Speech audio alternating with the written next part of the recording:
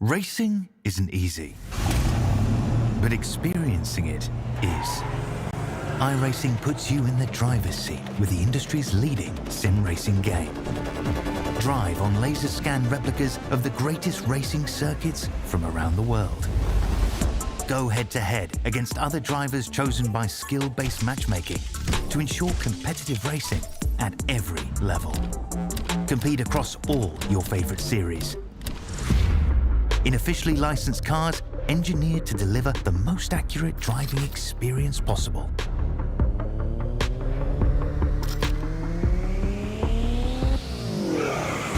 Join a race or host your own with players from across the globe. Race against the computer or in a league with friends. Feel the thrill behind the wheel. Visit iRacing.com.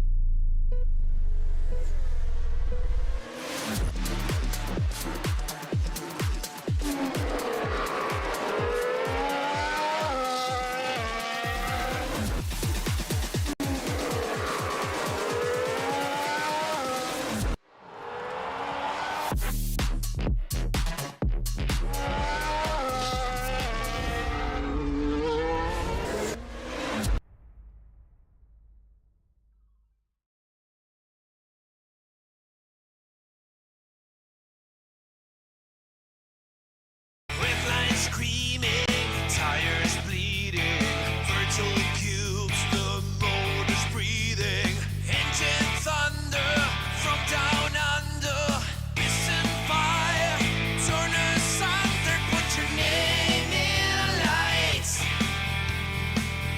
Oh, with the vents tonight, it's a 1,000 decibel super fight, burn this track to the ground with V8 sound. But the racing's real. Pedal down every pass you feel. Step right up and place your bets. This is us, the V8 Vets. Put your name in lights. Put your name in lights with the Vets tonight. It's a 1,000 decibel super fight. Burn this track to the ground with V8 sound. Put your name.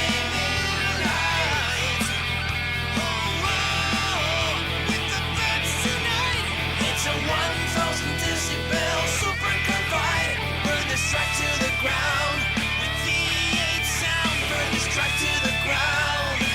Come on now, put your name in lights.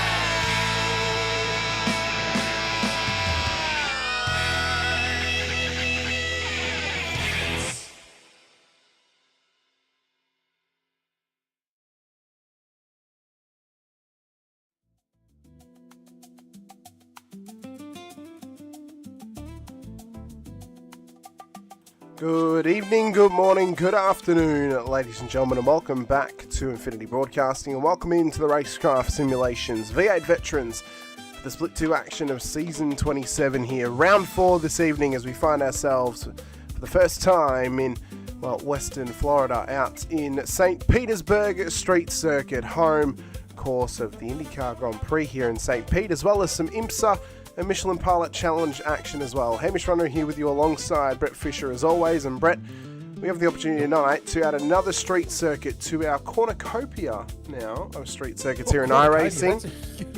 Big word, big pull, big word. And it's super exciting. This is a street circuit that I have been wanting in iRacing for a very, very long time. Severely underrated in terms of how this track flows and how nice it truly is to go racing. Built upon an airport here in St Petersburg, Florida, and as well into the streets of St Pete as well. It's a great place to go racing, Brett, and for tonight we get to go racing for 52 laps, 150 Ks for the very first time here in St Petersburg, Florida. Unbelievable. That's all I've got to say is that you either love or hate this place, I'd reckon.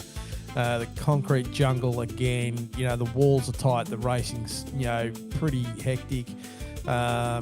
It's going to be a great one tonight. I've got a feeling in my bones.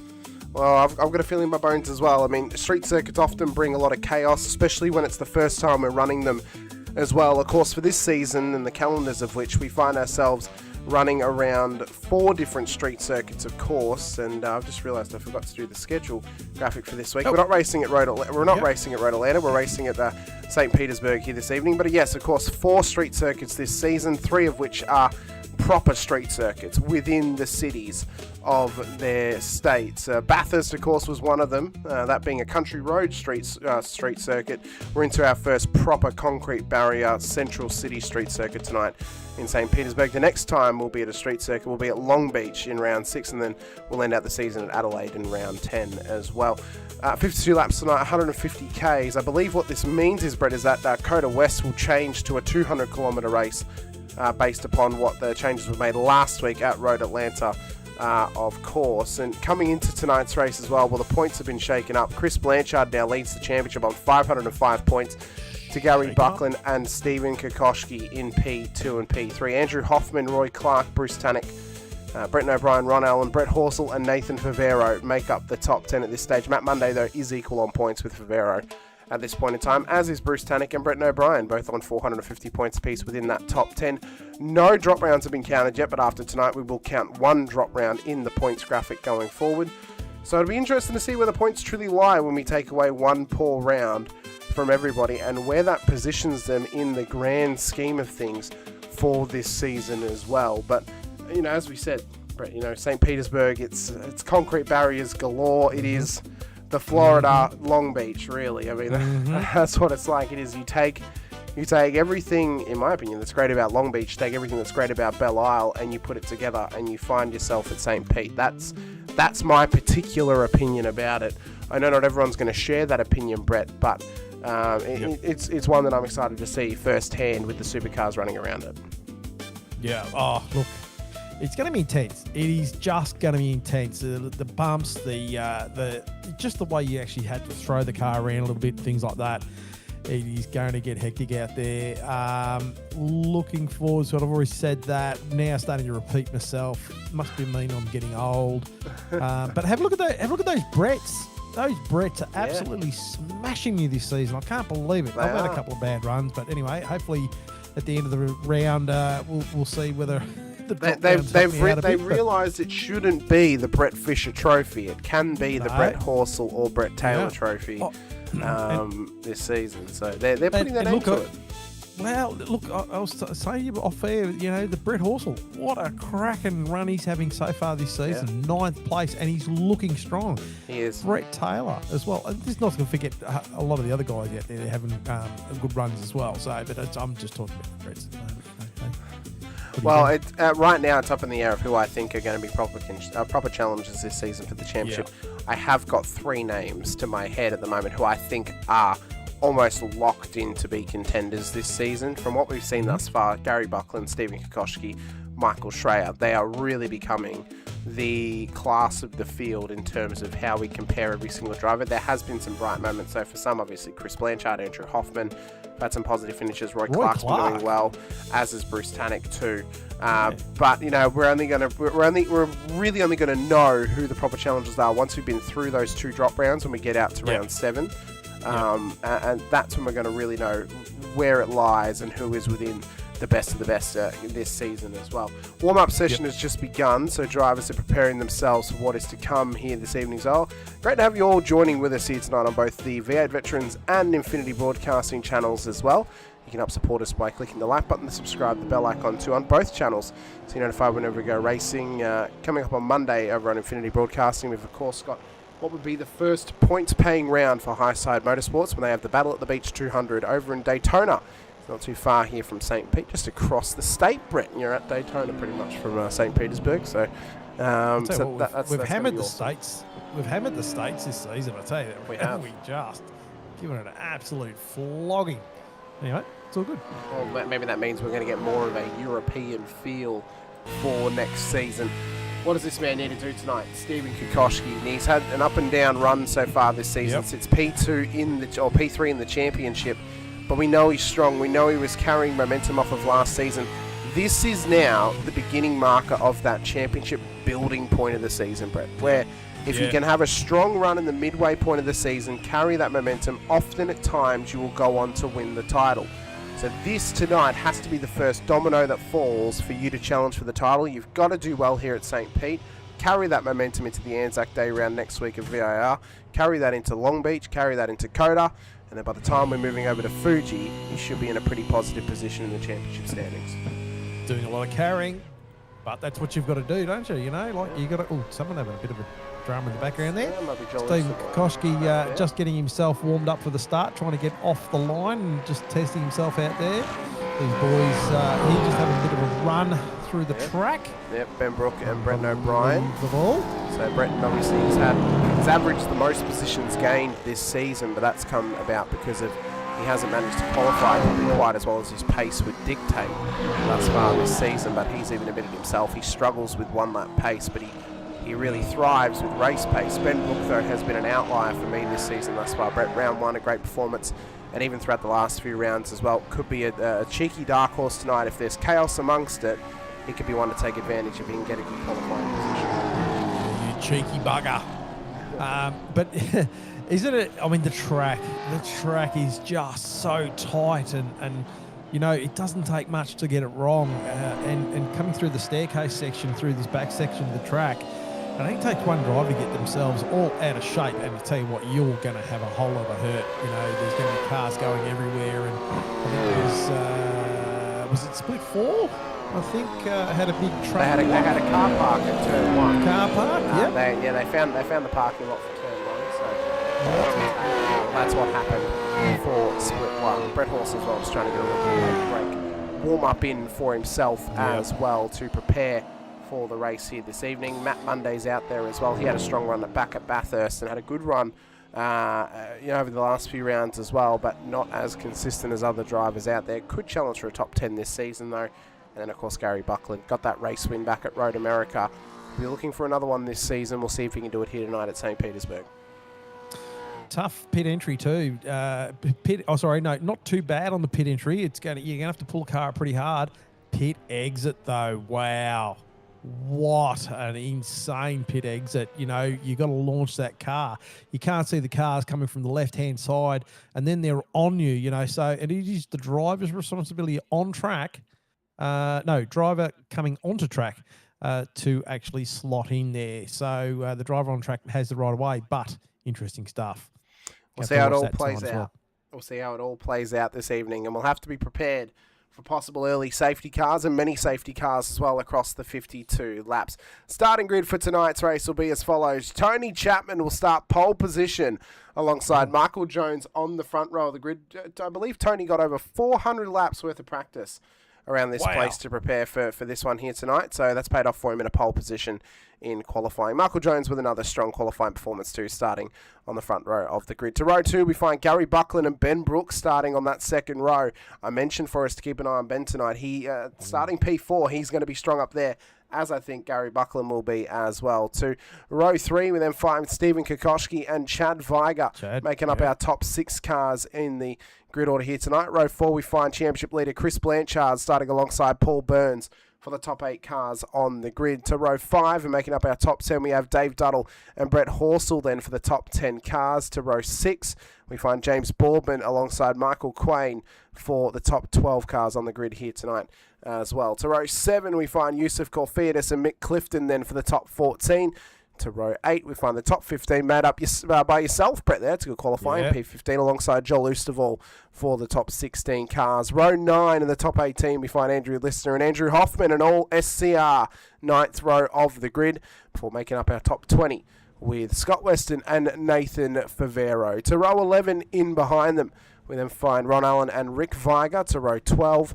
We'll find ourselves with Abel Verben and Matt Parker for the top 24 cars to row 13.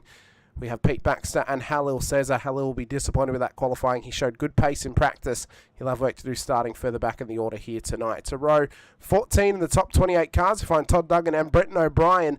And to row 15 here tonight for the top 30, it's Scott McCune and Roy Clark. In behind those guys, we'll find Darryl Callahan and Brett Taylor. Then for the top 32, to row 17, we find Jamie Peters and Andrew Galley for the top 34. And behind them is Jeremy Bush and Derek Lovegrove. And starting in the final row of the grid, all on his own, is Matt Monday for the top 37. Race controllers here this evening, of course, headed up by Jordan Ross alongside Sean Vandermillen and Andrew Dutch on board the safety car here this evening as well. St Petersburg is going to call our name for the first time tonight. And, well, we'll see if the walls are going to be calling any of the drivers' names as well, Brett. It's high intensity, it's high pressure whenever we get to go street racing. It's one of my favourite forms of racing to watch, and especially when we get to throw some supercars around it, it always feels special.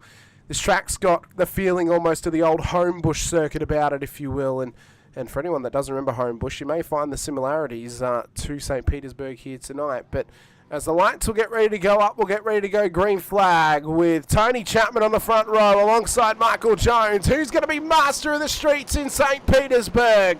Revs rising. Here we go. Green flag for St. Pete in split 2 for the first time, and it's a great start for Benbrook and Buckland and Kokoschki. Horrid start, 4 wide, it is a turn 1. 4 wide for them. Kokoschki made contact sideways with Chapman. He's already gone round. Brook though with a great start into the race lead. Multiple cars back here having to take evasive action. We haven't got the car parks now we thought we would have, as that there's Brett Fisher spun round down at turn 2, as Andrew Hoffman's now coming to make contact with Matty Monday. Unbelievable race start. Definitely the start that some people did not want at that point, yeah, unfortunately it's inevitable. But cruising up there, a couple of cars having a bit of a injury there, and oh geez, that was that. We got Usain with a little bit of damage on his car Weston, right now. But Scott Weston. Yeah, Scott Weston sort of had a bit of a lunge there and ran wide. Oh, that was a bit of a wall drag there as well. Let's watch down here at turn 11, because this could be a hot spot for the night. If anyone's going to go off early, this is going to be where it happens. Drivers trying to make it through as best they can for the very first time, of course, and that's where pressure can be brought onto you here this evening very early on. Ben Brook, though, will finish the first lap of St. Pete as the race leader here tonight. Lap 2 of 52, 51 laps to go of St. Petersburg as Todd Duggan brings it straight into pit lane. Now, it's not going to count as a CPS because he hasn't completed a green flag lap, but he'll probably just need to get that car fixed up, and we'll see if he gets back out there. Blanchard's in as well, championship leader. So are you, Brett, as well. So all of you guys having now to commit to a 2-stop race here this evening. Yeah. And that's really going to hurt with it being only a 1 CPS affair. 1 compulsory pit stop across the whole race. You can get home on 1 stop, but you're having to do a 2-stopper, especially if we don't get safety car carnage. That's going to hurt. Yeah, heavy damage on the old Fishmobile, but have a look at these two. Ben Brook and Gary Buckland pulling away from Chad Viger at the moment. And Jones right on the back of Chad. That was Pudby as well. Chapman, after that big loss at the start, he just didn't look like he got the car hooked up and away from the line as cleanly as he would have liked. Oh, a bit of a challenge there. Boardman on the around the outside. inside Got the job done on Brett Horsell there. It's a good move. Yeah. For Boardman. Chapman off the road, though, down to the final quarter.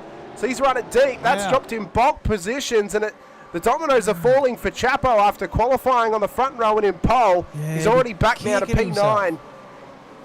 Unbelievable pressure that can come from a street course, and that's how it can bite you. Darting up the inside there, yep. Good move, though, for Brett Horsell, and it's so exciting to finally be here, Brett. This has been such a long time coming. I've waited for this moment for so long, and I'm absolutely giddy now that we're finally here at St. Petersburg. and I'm already asking, when can we come back? Have a lie down. Well, I'm already asking, when can we come back? Because I thought, I mean, look, even though I was tied up in that early incident, I actually, once I got back and going and all sorts of stuff, I actually did enjoy the track. It was, and I had later on in the race, I had a really good battle, and it was really fun to be out there. There was a train of about 7 or 8 cars, and it was fantastic. But have a look at this, all the cars nose to tail through here. Only little gaps. We see probably, what have we got? 1, 2, 3 major gaps before we head back past Kokoschki. And Kokoschki will not be happy with that start at all. Matt Car in the Monday's, wall. yeah, Matt Monday's just running a little bit too deep down at turn 8. So now he'll have to get himself going again. Michael Quain in, first proper CPS driver of the whole race, is now into pit lane. So this will count as a compulsory pit stop. Hoffy has been in as well, so that's going to count as a compulsory, as is Nathan Favera. So I lied. Nathan was actually the first of the compulsory pit stoppers here this evening, as Hoffy has to get out of the way of some of the traffic here this evening. Yeah. Very intense track, though. Like, you really had to be on ball all the time, on your marks, as you sit on board with Mr. Brook. I mean, it's such a special place, Bretton. For anyone out there who may want to get maybe a feel of what would normally run around here. Yeah, Corfetus is dropping. This car is limping. That car has got a poor engine in it. So I don't know if that's contact or if his money shifted. The engine's not gone. He's still rolling. Yeah. But that is a rolling danger for those drivers as Kokoschki's in. So Corfetus is trying to nurse his thing back. Pete backs it straight into him. Todd Duggan as well. Nowhere to go through the kink. And a real shame for those guys. Duggan, wasn't it? Yeah, that was Todd Duggan into the back of Baxter. Major. Oh, that car. That's now 2 He's engines. smoking as well. Yeah. The beautiful thing is tonight, management did give them 2 fast repairs for this new track. So 2 fast repairs, 1 CPS. So the beauty is they've got 2 lifelines across the whole race to get themselves going again as Baxter now brings it in. Yep. So he would have copped a bit of damage from that as well, but not as much as those other 2 boys. We are riding with Scotty Weston, with Matty Parker right on his ginger, having a bit of a look there. Scotty really had to commit to an overtake if you wanted it really bad. And, you know, through the staircase section of the track, you just had to sort of really thread the needle, you know, and, yeah, I tell you, a brave man's going to try and make a pass there. Parker just a bit sideways out there, lost a lot of speed off that corner. Weston getting away with a bit of... Kokoschki off again. Yeah, he's off, and he's off down at turn 11. So, wow. This is one of the danger zones, one of the hard braking zones of the whole circuit. You see the runoff area. Yeah. And he's now just having to wait to get it going again as Duddle brings it into pit lane. Right. Well, his race is not over. He's still in it, but I tell you what, he's got to be hurting. I mean, he's had such a really good run so far, and he's just... Yeah, that's bad luck, unfortunately. Duddle in pit lane at the moment. Yep, so Dave Duddle brings it in. His teammate, Joel Oosterval, now finds himself inside of the top 10, up 7 positions into P9. Scott Weston, a few spots back, is up 9 positions into P10. Parker up 13. Verben up 10. Callahan up 16. Clark up 13 as well, as Pete Baxter has now gone round. Down at turn 8. Into the wall hard. For the CX2 car, and the rear end's got major damage as well. He's waiting for the traffic to come past. I believe the car is still running, and he's just waiting for traffic to come by. That's an Austin Powers move, that, unfortunately. Well, it really is. And he's now going to have to wait to back that thing up and get it going again. Kokoschki comes past. That should be the last car on the train. It is. And Pete gets himself going once again. But that was such a long hold for Pete Baxter. Right there as Weston battles with Parker now. We've got Clifton in behind them. Verben as well, up 10 in a great move thus far. Parker's looking very racy tonight. Right up under the ginger of Weston. Roy Clark making the comment, I can't believe all these early pit stops. I think a lot of the guys had damage. But some of us also, we did talk about an early stop and make it a 2-stopper. You know, just in case there was, you know, depending on where we qualified. I think the only worth would have been if there was a safety car on lap 1 and you pitted and took your big fill then, and then you took a 1 second stop at the end of the race. That would have been the, that might have been the play maybe. Parker really aggressive dipping the nose out there. Yeah. Verben, Verben sideways out of that corner. That was Clifton. He's going to take him out of the train. No, that was Clifton. Clifton got way loose And now Verban's actually going to go around his outside here, Oh, Brett. sorry. Yeah, my bad. To be fair, they both got green cars, so it's okay. Yeah, my bad. Mistakes happen. We've That's got Ron nothing Allen, unusual for me. Ron Allen, Darryl Callahan as well, the two M1 used cars entries in behind them doing well. Rick Viger carrying a little bit of damage on the front of that Angry Birds entry as well. Galley is into pit lane now. Duddles had to come back in after he copped a black flag for speeding in pit lane. So actually, this is a stop hold. That's 44 seconds. That's a stop hold for him. Oh, wow. As Lovegrove's now got off the road as well. And that's down at turn 11 again, Brett. So that corner is really catching drivers out tonight. The hard braking zone after such a long straight is really catching them out as Brook and Buckland hanging together at the front of the field. Viger and Jones hanging together in P2 and P3 and P4. Paul Burns makes up the top 5 with Bourbon, Horsell, Chapman, Oosterval and Weston the top 10. Jones up there again, so I'll be interested to see how he goes tonight with his pit strat. This should be Michael Jones' best chance to get a race win, Brett, because he only needs to do one pit stop tonight. He doesn't have to do two. Yeah. So he can't throw it away from a fuel strategy. Yeah. I tell you what, though, he's dragging that car on the wall. I mean, there was 2 occasions where I saw there he actually dragged the car along the wall. So he's really using the extensions of this track as much as possible. So he's opening up these corners incredibly much so. But he doesn't want to do too much, otherwise he's going to get himself in a bit of trouble if he hits that wall a little bit too hard. Gets the car unbalanced. But he's doing all right so far.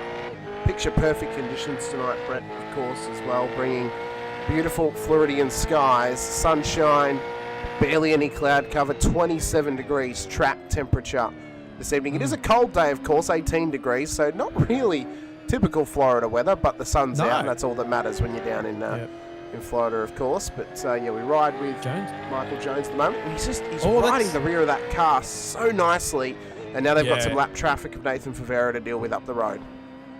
Yeah, I was just going to comment on Jones's. The attitude of the car looked really, really racy there. It looked like he had really good control on that car.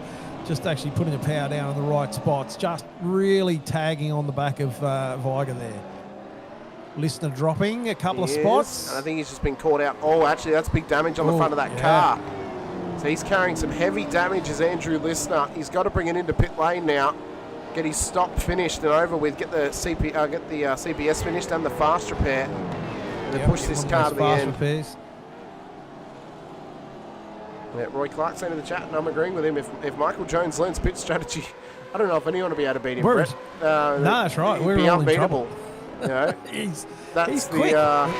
He's very, very quick. Very, very quick. And I know that he would have had some offers by now from some teams, but from speaking to him, I believe he's just happy to be a privateer for the moment. He's happy to go out there on his own. Run his own race. Run his own race and do his own thing. And, we'll see if that can pay off for him at some point as he continues to race through in P4 at the moment.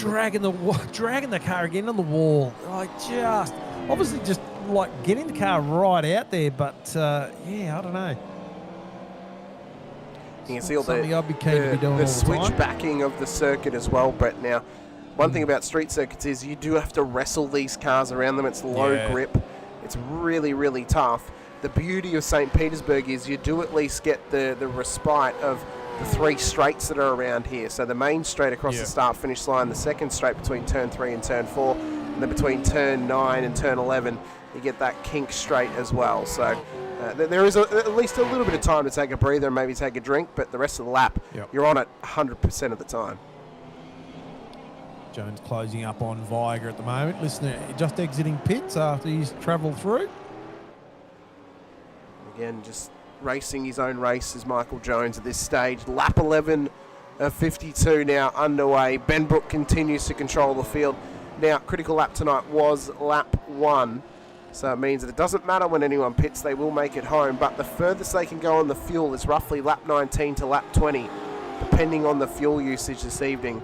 That means you're probably more than likely going to have to run, if you run it long, you're going to have to go 20 and then 32 to the race's end. Hopefully, for some of these drivers' sakes, there is a safety car in there somewhere to at least soften the tension on the tyres, because you don't want to be running them too long. Max you're going to get out of them is roughly 46 laps, and that is the peak maximum that you will get out of the tyres. So the field's spreading out a bit here at the moment. Jones then back to Paul Burns, 3 seconds. Boardman, 1.5, 2. Brett Horsell, 4 seconds. Chapman, another 2 seconds there. But then we come back, as you've just shown us there. Mick Clifton is got a little train behind him. He's doing a great effort tonight, is Mick Clifton. And this is now going to be the difficulty. Now, it's not going to be a race of battling back and forth and you know, running at a point of side by side. Who was that? Who was that going for the move? Was that Clifton. Matt Parker? Matt Parker yeah. is under pressure here from Mick Clifton, who's trying to do this around the outside if he can, as they come down the main straight. Parker's in the pit lane. Parker's in the pit, yeah. So Matt Parker brings it in for the first time in this race. It should be the only time if he strategized the car correctly. But Clifton continues on his battle with Abel Verben. Now, pit exit tonight is going to be tough. You're coming right out into the fast lane of the traffic, Brett. Race control stating that the drivers on the racing circuit have the right of way. So it means that if there's any incidents caused by cars coming out of pit lane, the onus is going to be on them, and more than likely they're going to be the ones to cop the penalty because of it. Nathan Favero, what happens when the tyres run 0% in iRacing? I think it's a simulation of a blown tyre. It's a simulation of a puncture when it gets down to zero. I've never gotten my tyre down to zero, so I can't confirm or deny that. Only an 18-second stop for Matt Parker. So, Michael Quay, Matt Parker, Chris Blanchard, yourself, Brett, all you guys doing less than what would be the fill rate tonight. Same with Galley and Andrew Lister. So it appears that those 5 drivers are all committing now, or 6 drivers are now committing to a 2-stop race here this evening, especially with yourself and Blanchard who pit on lap 1. Interesting though that Parker and Quain's committing to the 2-stop. I have to wonder, did they check the sup regs, or is this a part of their strategy? Yeah, that's it. You know, like, I mean, we talked, this is a great little run here. We're watching here Parker and Blanchard. Is it? Yeah, it's Blanchard. No, that's Quain. Parker and Quain. Blanchard's similar. Parker and Quain. Sorry, my bad. Yeah, there's Blanchard there. They're having a great little battle there. Parker right on the back of Quain. My theory on that, obviously, I had a heavy lot of damage. I had to come into pit lane. I didn't want to take a heap of fuel because I didn't want to sort of have the cars coming back around on me, knowing that I sort of, So I wanted to get back out on the track. And I was hoping for a safety car later on in the race to sort of bring me back in the game a bit. So just to answer the point, because Nathan's saying that Van Der Ree had 0 after winning in split 4. It doesn't happen as soon as it hits 0, Nathan, but the tyres will not last very long. Once they hit 0, it will meatball you and give you a puncture when they're at 0. That you shouldn't get a puncture before it hits 0, though. That shouldn't be the case. That would be something interesting that could get added in future into iRacing. But random mechanical failures into iRacing.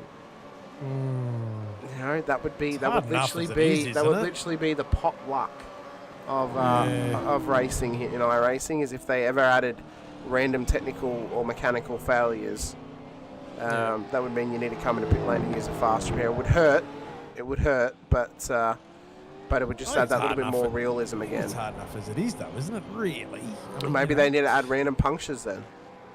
Yeah. Or if you scrub the tyre too much, then you get a puncture. Yeah, or if you curb bash. If you curb bash, if you put a flat spot on it.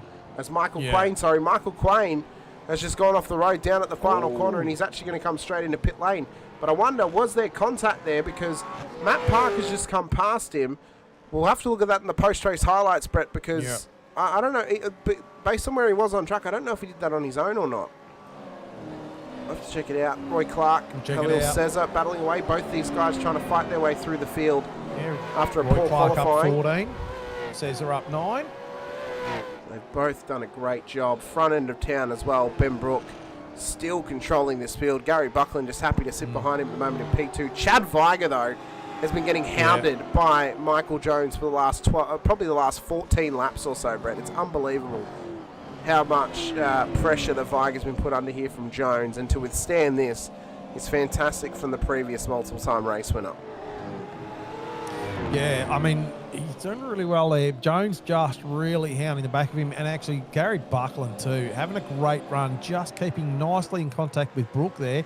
Starting to fall away a little bit now, but so far 15 laps. He hasn't dropped, from what I've seen, less than a second away from the back of him, so he's really staying in contact there. We've got Sean Palmer asking, can we have a look at Hoffy's tribute? Paint, please. We can do. He's in and amongst the pack of cars right now that are technically a lap ahead of him. Here he is, rolling on past. So it is as a part of a tribute, of course, to his not only his nephew, Dame, to Dane as well. Actually, it is the car off. That was Ron Allen. Ron Allen's off down at turn 11. So that's another and car. Damage. Yeah, big damage on that car. So he's hit the wall down there. He'll have to nurse it back into pit road. Luckily, he's not too far away. He's just waiting for the traffic to come past. We will get back to Hoffy's car in a second to show that off, I promise you. Ron's finally got that going again. Oh, that's a rejoin. That is a rejoin right next to Dave Duddle. And now he gets going once again. Wow. So yeah, this livery is in tribute not only to Dane, but I also believe all those that are fighting in Ukraine as well. So yeah, that's the paint for Hoffy this weekend. I'm unsure if he's running it on Anzac Day or not. As Todd Douglas lets that traffic pass. So, but Hoffy trying to run strong here, but the problem is he's going to have to let Mick Clifton and Abel Verben go at some stage because they're trying to battle with Scott Weston to get themselves inside of the top 10. And if Hoffy starts holding them up, they're not going to be very happy because they want to get those cars into the top 10. May need to commit to coming in a little bit earlier than what Scott does just to try and maybe maximise an undercut opportunity here tonight.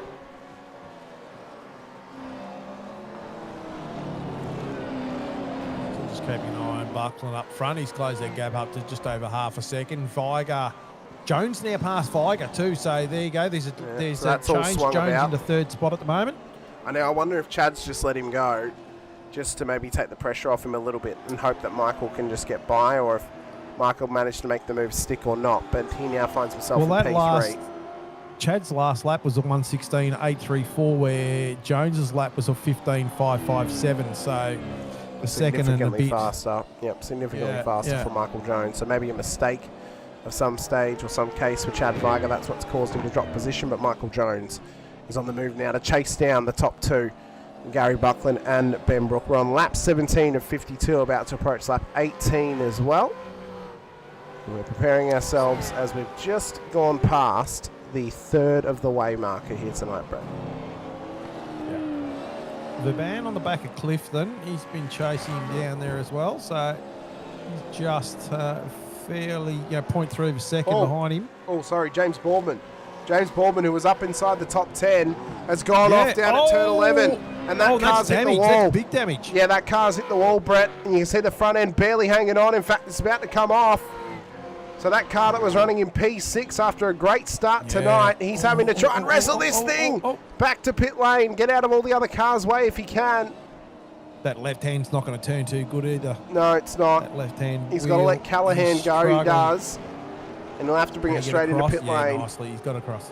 He's got the car across, so he'll get into pit lane nicely. That would have been horrendous for him if he missed pit lane then. Luckily, he managed to get that in there. Clifton doing a great job here tonight, of course. P10 on the road now, thanks to that one. So he'll still hope that Hoffy can get out of his way, because that's the way he can battle for P9. But, of course, Hoffy doesn't need to move over for him. Mick just needs to try and make the pass. Hoffy just can't defend it. So if he at least goes for the move, he'll be guaranteed it. But it's about getting close enough if he can. Hoffy's running well, though, with these cars. He's not actually holding him up at any stage. He's not losing any time to Weston, so that's paid off for him. Parker's coming now.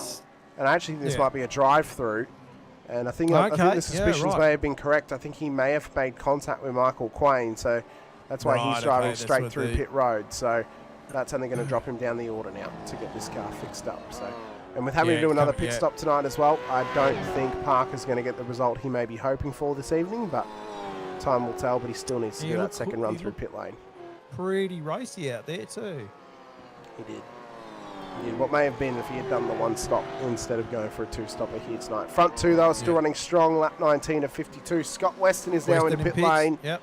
So that's released. Mick Clifton couldn't have come at a better time. Rick Viger, Roy Clark, Halil Cesar all in pit lane as well. as they prepare themselves They're for starting this it. stop. Oh, Halil Cesar. He's gone a little bit too far. He's had to roll it back. Yeah. That's going to cost him big time in pit lane. Did I see Viger there as well? I have to reverse it up a touch. I'm not sure actually if he did, but I don't know. that's going to cost Cesar time. He was closely running in behind Roy Clark. That's not going to be helpful at this stage of the race. Mick Clifton, though, is now hounding the back of Hoffman, so he wants that SCR car out of the way. He goes straight up the inside. Verben does it as well. Not much room to go for that one, but Verben had to do it. He had to go with Clifton. Yeah. And he knew as soon as Clifton was alongside him, the door would be open. There wasn't enough time. As Ben Brook and Chad Viger are now into pit lane as well. So P1 and P4 on the road. Burns as well. Into pit lane. Brett Horsell burns into pit lane as well. So Gary Buckland now takes the race lead at St Petersburg as we've hit lap 20 of this race. And drivers are fighting tooth and nail for position. Osterwell in pits as well. So Clifton. So some of these drivers have managed to actually go a little bit longer now as Ron Allen is off the road at turn 11 again. Same spot that he hit previously. Wow. That is not what the doctor ordered for Ron Allen. No. And that's 2 times he's been into that wall. Still needs to do his first pit stop, but that's cost him bulk time now to the rest of the field. Yeah, that's obviously just having a bit of a brake lock up, I think, and just smacking that wall. He's going to take another trip down pit lane. I was going to say memory lane then, but maybe it is a bit of memory lane for his. Well, this is his first run down pit lane. He hasn't been down there just yet, so I'm actually surprised that a lot of these front-running cars have managed to go 20 laps. So they're obviously using that little bit less fuel than some other cars out there. And into pit lane comes Buckland and Jones. We suspect Chapman will come in as well. Same for Clifton and Callahan, O'Brien, McCune and Bush. As Chapo comes in. So that's a good move for him just to get straight into pit lane. Waiting for Mick Clifton to come in now as well. Abel Verben has already been in to pit lane, who he was battling with. He's actually trapped in behind James Boardman right now, who we saw in the wall a little bit earlier on. So Verben not getting the clean air that he may have wanted. Chapman, Clifton, Callahan and McCune in. O'Brien as well. Swallowed them in as well, of course. For Brendan O'Brien, he's averaging the most positions gained this season, and starting out a P28 tonight, still another great opportunity to gain bulk positions once again. So he has become the passer of the hard charger of the season thus far. The most positions gained across the first 3 rounds, leading into round 4 tonight. Ben Brook is back in the race lead. Gary Buckland and Jones have come out right on his tail. Overcut works an absolute treat at St. Pete, and it's nearly worked for them to steal the race lead from Brook, but it hasn't paid off this time by. I'm going to keep my eyes on Jones because I reckon Jones has got some pace. Obviously got past Chad earlier in this race, but I think he's got some speed to burn, and I think he's going to be hounding the back of Mr. Buckland big time coming up.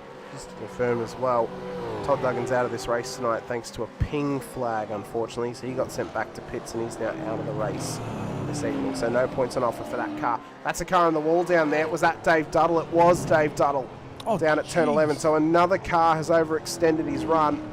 He waits for the traffic to come past, gets himself going once again. Nice rejoin. But more and more cars are getting just stuck down there in the wall as Paul Burns is off the road and into the wall at the final corner. That's big contact for Burns. That car is stuck there.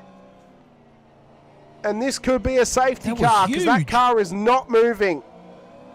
I don't know if that was a brake failure or something. He's blinking there. He's having some issues, so I have to wonder if it might have been a technical issue on the side of the sim if he's blinking that badly, but that car is stuck. Yeah. And we're waiting race control's call to bring out the safety car, but you'd have to assume it's going to be. It's in such a dangerous position.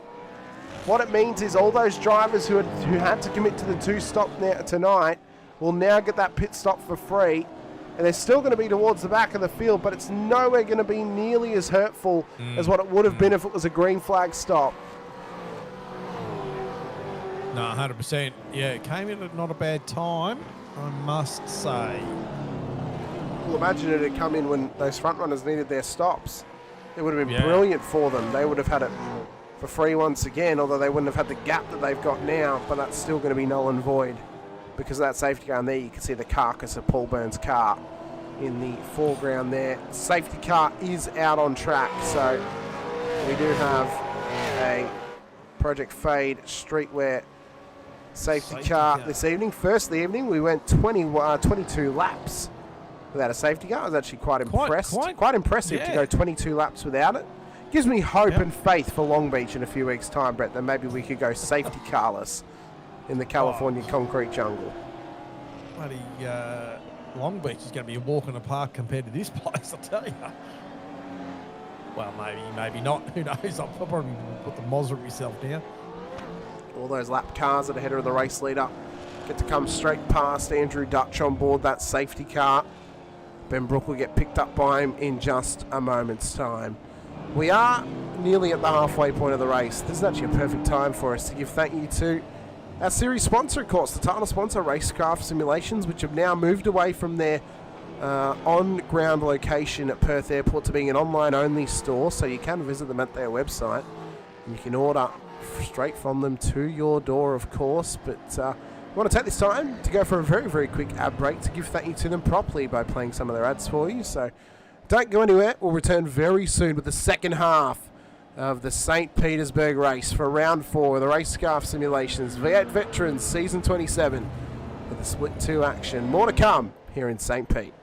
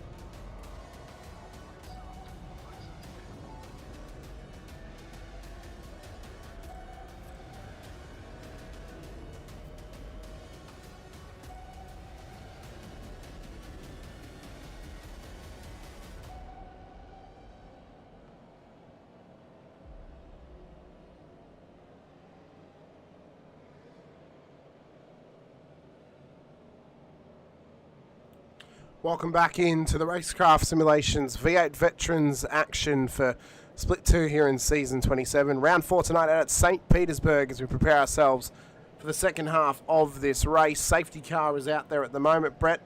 There's been some big pressure on these drivers tonight to try and survive the concrete jungle that is St Petersburg, and what a race it's offered us thus far, and has been a race of survival. The strategy's not really been a part of the race tonight, being that it is a 1 CPS affair, but it intrigues me to see what a longer race format would do at this place in future. Maybe a 250k race with multiple pit stops involved. That one could be an absolute doozy if we could see it in future on the Vets calendar. Doozy. Definitely a doozy. And now we're going to see all the field racked, packed, stacked, ready to roll. And I'll tell you what, I think we're going to get some excitement. Few boys being released from their lap down, so they'll be happy about that. But this is going to, I just get this feeling this place is going to ignite a bit more after this safety car. Now, does safety car breed another safety car, or do we see a nice little clean run to the end? And it's not a short run. We're only just prior to halfway, still another couple of laps to halfway distance. So still got a lot of laps here to go, Hamish. Yeah, still so many laps, of course. I mean, we've still got 27 laps to the end, so we are literally going to go green flag right on the halfway marker of this race, Brett. And we're just waiting for some lap traffic to come past the safety car. Yep. How was it out there for you in and amongst the field? I mean, obviously this track being brand new, having to get used to it, but also used to where the passing opportunities are. How was it for you though on board the car this week, racing around here for the first time? Well, like I said, I was obviously disappointed with the start, being, had a bit of a whoopsie there and being shuffled to the back.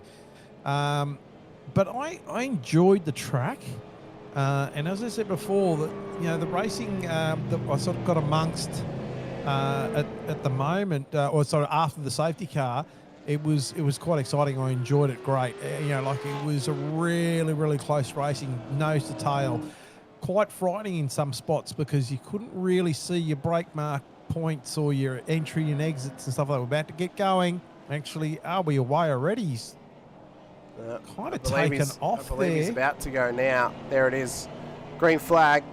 And he's put the foot down out of the final corner as Ben Brooks. So Frog Leap Juice Racing's Ben Brook is 27 laps away from his very first Vets race win. This man has never taken a win before in the series, and this will be an almighty win and an almighty place to do it, to etch your name into the history books and join those lists of race winners before. But Gary Buckland, well, he spent nearly 900 days between race wins. This time, he wants to make it only 2 weeks between race wins. And he wants to put the pressure on Brookie tonight to get his second race win of the season, and the second in a span of a month for Gary Buckland of Old Mate and Sons, as he looks to challenge for the championship this season. But if a win comes tonight for Ben Brook, we mentioned, Brett, that the midway point of the season momentum is often the championship winning momentum that you need. Ben will be starting his mid-season off perfectly if he can get this race win tonight. Yeah, definitely, yeah. And certainly. So these three. Oh, Jones a bit of sideways around that corner. Now, Jones left. I don't know whether Jones was caught sleeping or just the gap built at that safety car restart. And that's really, Chad Viger has actually just... Jones has moved forward because he had about a 1.2 second gap there at the restart of that race. And he's just pulled away from Viger. And Viger sort of got a bit of gap to Horsell, but Horsel's in 5th spot at the moment. Great little run for Horsell. Now Horsel's up 5. Joel Osterwald up 10. Matty Parker up 17 at this point. Matt Parker, though, did not commit to his second pit stop of the race under that safety car. Crucial mistake for Matt Parker. Because remembering he needs 2 stops to get home because he hasn't got enough fuel on board that car. And he hasn't taken it under that safety car. So this might hurt him later in the race. Definitely. I think that the only hope is he goes long, builds the gap, and then comes in, and that might help him a little bit if he can be the betterment of luck in that one as well. We can see pressure starting to build, though, for some of these drivers off the restart. So they fight their way through the kink of turn 10. Down through turn 11 they come. And we'll see if any of them make a mistake down there. They're doing a great job.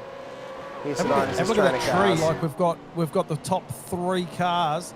Then there's a gap to Viger, and then it goes all the way down to Brett Taylor, which is a 1.2 second gap, which is not all that big, and then all the way down to Kokoschki at 26. Ron Allen being overtaken, or something's happened to Ron Allen. Oh, sideways. He's fighting. Damage on the front of that car. Where's he come out the other side? He's come out in behind the lap traffic of Paul Burns, and they continue on here this Jones evening doing the once fastest. again. Jones doing the fastest lap of the race. It's a 1:14.077. Doing a great job is Michael Jones with that fastest lap of the race. Now, Callahan Just pull- is the first car, by the way, Brett, outside Yeah. of the top 10 and the first one to be around about a second back, aside from Jones being 3 seconds ahead of Chad Viger. So he's being put under pressure right now by Boardman in behind him. He's got to get a wriggle on, though, to chase up to Mick Clifton and put some pressure on him to make his way further into the top 10 here tonight for Callahan. Tell you what, it takes a lot of commitment and a lot of understanding of what you got in the car to make a dive anywhere on this track. Unless someone makes a mistake, you know, it really takes the big kahunas to actually force a move. I mean, that's my perspective. Some people might obviously think, no, that's not right, but you know, that's okay. But not a huge amount of opportunities for passing. You could at the end of at the start of turn 1, you could possibly, you know, run the car up the inside. I did see a few people doing that and getting a move done there. There are some spots, but you know, yeah, she's all fairly difficult if you don't pick your moment. I think best passing opportunities of the whole track, Brett, probably turn 1, turn 4, down at the end of this little straight here. We have seen turn 9 and turn 8 be opportunities for drivers as well, but you've really got to preset yourself up through the staircases to get the job done there, if you are going to do that. Turn 11 can be a good passing opportunity as well. You know, we haven't seen it tonight, but we've seen it in real life. It is an opportunity to get by, but it is tough. Again, it takes 2 to tango. The other drivers are going to be willing to give it up and survive their own race to let you go. Can get it done at the final corner as well, but you've really got to go around the outside. If you want to make that happen, it's almost impossible in the supercar to get an outside move made. It's such a long hairpin to end out the circuit as well. Darrell's running well here. P11, up 20 positions in this race. He's got Boardman in behind him. He continues to pressure him at this stage. And they look to continue on forward here onto the beginning of lap 30 as Ben Brook now crosses the line. Then we'll stay with this battle over a minute because this is really heating up at the back end of the top 10. And Lovegrove and Bush just swapping places there for a second. Those guys fighting further back down the order here tonight. There you see Bush ahead of Lovegrove now. They've got Monday on the back of them as well. Further up, we've got Stephen Kokoschki down the order here tonight as well. Down 23, or down 21, sorry. After that lap 1 incident here at turn 1, and that was not the way he wanted his night to go, Brett. No, definitely not. 22 laps to go, no pit stops to go. He would need a lot of safety cars to get his car back up the order if he was going to make this happen here this evening. Blanchard, though, got down the inside of Andrew Galley and now moves forward to P22 as the championship leader. At this stage, he won't leave St. Pete as the championship leader. It will be Gary Buckland who will leave tonight as the championship leader once again, swapping and changing with Blanchard over the last few weeks. Sorry, just put my headphones out. I don't know why I would do such a silly thing like that. I was just going to mention, actually, Andrew Galley doing great, and he's 23rd at the moment, but up 11 spots. So he started really well down the pack, but just plugging away, just getting the job done. So he's done really well. Ben Brook, race lead at the moment, has got a nice healthy gap over Gary Buckland. 1.4 seconds is the current gap, Brett. So he's doing very, very well. And once again, it's a similar scenario to when Gary won that race back at Road America. If there's anyone in the field that I think everyone would be okay with seeing get a race win, it would be Ben Brook. I mean, he has fought so hard to get to this point, improved so much over the last few seasons, to go from being a back marker nearly every week a few seasons ago to now being a race win contender tonight. This would be an ultimate way to get his very first race win in the series here out at St. Pete. As you just mentioned there too, Hamish, should it be interesting to find out, you know, has something just clicked? Has he made a setup change in his rig?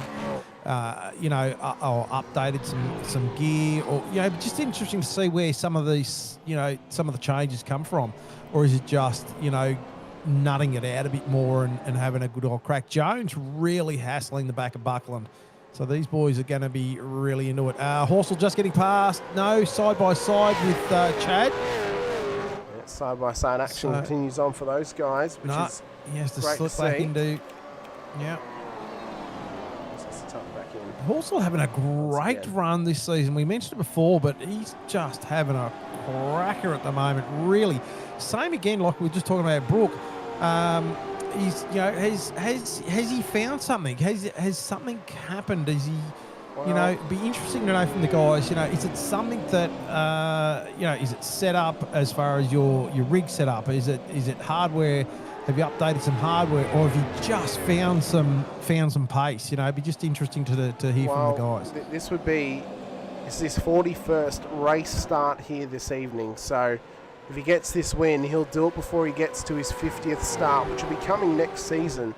As of round 3 of next season, if he races every single race the rest of this season, and then obviously the first 2 rounds of next season as well. What a way though to do that. Before you even get to 50 race starts, will be an unbelievable achievement for Ben Brook here tonight as well. And again, another name to add to our list of race winners once again. James Boardman! Big contact into the back of Dale Callahan. Looked like he just got a little bit loose through there. Makes the contact. It'll be a drive-through for Boardman, you'd have to assume. Yeah, that was a massive mistake into that corner. That was huge. Lucky they both got away from that. Although, like you said, Boardman's obviously going to cop some wrath of that from safety, from the race control. Oh, well, you would assume it's going to be a drive-through. As it's drilled in, as Nathan Favero's now got into the wall. Down at turn 1, I think he got drilled by somebody as well, Brett. So Favero into the wall at turn 1. Or turn 2, actually. Sorry, just before turn 3. Yeah. And that car is struggling back there, and not the night that Nathan Favero would have wanted after such a strong start to his season, being in the top 10 in the championship. How quickly can it happen? In a matter of a couple of moments, we've seen 2 big cars. Buckland and Jones going side by side there for a second. Jones, Buckland. Oh, they're still side by side through the final corner. Buckland's going to hang on for now. Jones gets it loose off the exit, but he's got the power down. Jones is hounding Gary Buckland's car for this position, and he just wants to get the move made. Does the Kiwi? Can he do it? See some action on track, big time. You know, it's going all over the shop at the moment, but I could see that one building for quite some times. Jones definitely got the pace. Boardman now in pit lane. Jones definitely got the pace, and he's just feeling like, I want to get past Buckland. I want to get past, but, you know, obviously just not being able to complete that move. Well, of course, Michael Jones, to give you the comparison to Ben Brook, Brett, 38 race starts in Vets. It's his 39th this evening. He's also without a race win in the V8 Veterans. So there's 2 drivers around that 40 start marker who are still yet to get their win, who are in contention for their first race win here in the Veterans tonight at St Pete. So both of them could do it if they can battle it out. Looking strong. Gary looking quite poised though too. I mean, don't put Gary down at all, because he's a veteran like we all are, but you know what I mean. He knows how to hold a wheel of race car, so interesting. Jones is going to have his hands full. Obviously, that last attempt didn't come off. Now, is Jones going to sort of settle the car, cool those tyres off a little bit and have another crack? Well, they're both running very, very strong at this stage. I'll give you a couple more stats if you like, Brett, as well. Oh, stat away. And Michael Jones is a 13% pole rate out of all of his starts. He has 5 pole positions. His average start is 11.2. Ben's is 17.9. Average rating, though, Ben is 68 and Jones is 81.9. Top 5s, Ben has 5, Michael has 9. That'll get 1 more for them tonight with how they finished.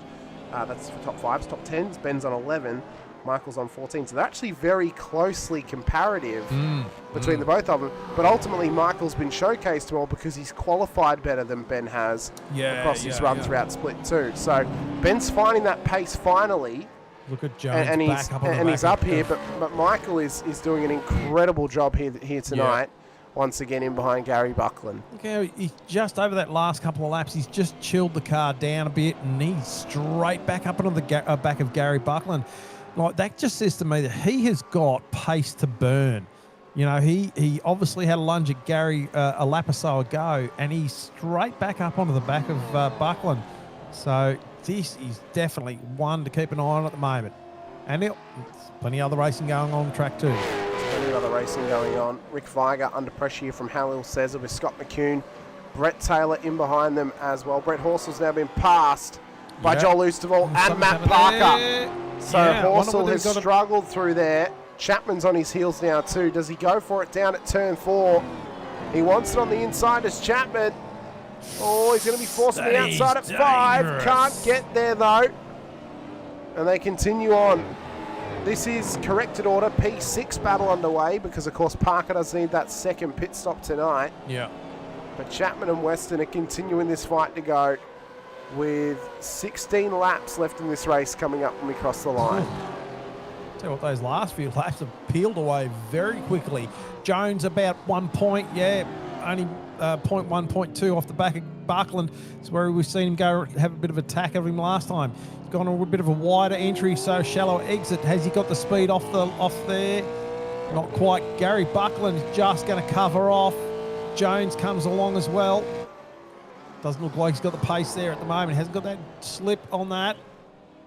But he's still chasing Taylor Buckland. This is a fantastic battle, I'll tell you now. I mean, they're going at it tooth and he's- nail, and Ben Brook is smiling ear to ear because the more they battle, the more gap he gets, and the safer his race win is becoming. He'd be loving this in his rear vision mirror. There we go. Yeah, no, you can't say it slowly. You got to say it as fast as you possibly can, so you can try and trip over your own tongue. He'd be loving that at the moment. Just seeing that little battle go on. Even They're just not letting further it down. They're not letting it down at this stage. Further down as well, obviously, Brenton O'Brien, Roy Clark, Rick Viger, Halil Cesar, Scott McCune. These guys are fighting tooth and nail for position. I mean, a lot of these guys are multiple positions up. O'Brien up 16, Clark up 17, Cesar up 11, Viger's up 8, McCune is up 13, in behind them Taylor up 15, Peters up 15, Callahan up 12 as Chapman has run wide at turn 11, and look at the damage on that car. That thing's, he's got to bring it into pit lane. He's got to get it into pit lane if he can, because this car is severely damaged and it's costing them heaps of time. Right. No, he's to not. Brenton O'Brien, he's not in. He's staying out. What is... Oh, no. Look at the toe in on that front. Well, you can see how fast Roy Clark can get past him down the straight. Rick Viger, is he going to go for it? No, he has to back it up at that point in time. And at this point, Chapman's probably not going to know exactly what he's got. He probably thinks the car's not too bad, and that might catch him out.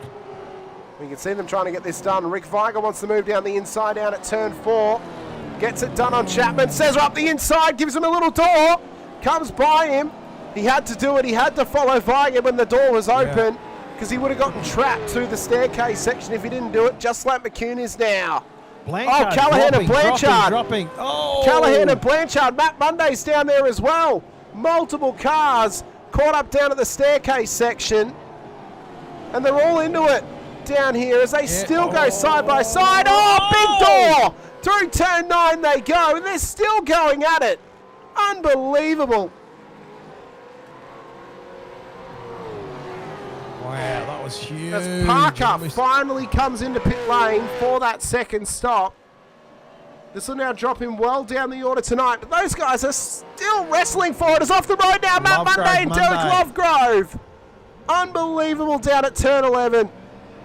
Matty Parker, Chapman in pits. Well, we suspected that Chapman would have to come in. He's now lost his bonnet, so that's why he's in. Parker will be looking to get out of pit lane as swiftly as possible. New tyres on this car, though, with only 14 laps to go. So with fresh tyres, he will have some good grip out there compared to the other cars. How further up the order can he get? He's down 6 from where he started. He may gain a couple if he can keep it neat and tidy throughout the rest of this race as he comes out of pit lane now. In behind Callahan and Boardman, who sneaks ahead of him. All of a sudden, this fight continues. So look at that. Boardman and Callahan, who made contact earlier in the race, their fight now continues on in this one. Unbelievable. Oh, Jones has got past Buckland. Oh, he has. He has got past him. Or has he? He's alongside him down the straight to turn 1. Jones is there. Has he got him? He has. To P2 goes Michael Jones. And now looks to chase down Ben Brook for the race lead with Gary Buckland on his heels. Yeah, I wonder whether Jones now can close that gap to Brook.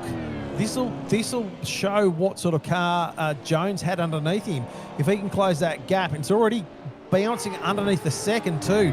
Gary Buckland half a second off the back of Jones. This is heating up for the race win. Two drivers looking to get their very first win of all time. It's unbelievable the storyline we're getting. This is fantastic. Coming from the track that we, maybe some people were thinking was just going to be an absolute slaughter for cars, and for some it has been, but this has been very, very entertaining so far. Lovegrove in pit lane. And Jones definitely closed up that gap, already down to 0.6, 0.7. It's getting racy here. Matt Parker on those fresh tyres is looking to make moves already here, Brett. So he's stuck in this train. He's got to get this move done as quickly as possible. He's got to try and get past this train of cars to take advantage of that clear track ahead of him and these fresh tyres. But he's got 4 cars to deal with if he can get through. And that's the hard part about this track, because there's not a lot of passing opportunities, apart from the ones we talked about earlier.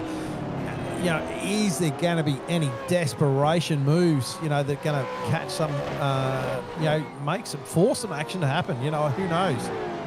Oh, there was a bit of contact dive. then. There was contact. Boardman off the road. Parker comes through. He didn't go all the way off, but he's definitely been forced loose through there. Yeah. No, he's not been off. I wonder, will race control give him a points penalty, or will they give him something else for Matt Parker? Yeah. I wonder whether, it's interesting, because that was definitely probably not up far enough. Look at Jones. Jones now right up, and this answers the question. Jones has still got a lot in that. Oh, just clips on the grass. Got to be careful doing that, because he can make a lock up on there. But he is right on the tail of Brook now. This is going to be an interesting 11 laps. Yep. 12 laps. It'll be 11 laps to go now when we cross the line. Yeah. So I mean, the fact that we got 2 guys who are so close on their stats in the series, both of them around about 40 race starts, looking for their very first race win, and it could come here tonight at St Pete.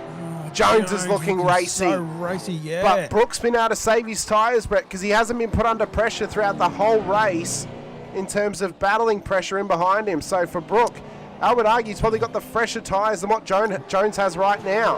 And look at Buckland. Buckland's there, ready to pounce as well.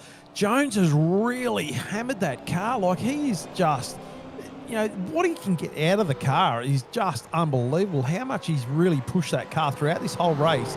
It's just unbelievable how he has been able to manage to sort of do that, getting past Gary and now chase down Ben Brook. Is that right? Yes. Yep, thank you. And really take it to him. So, you got to think, is some stage Jones going to, run that car out of exhaustion, and Gary might get the chance to sort of chase him down, or has he got more in the tank that he can actually pass Brook at this stage?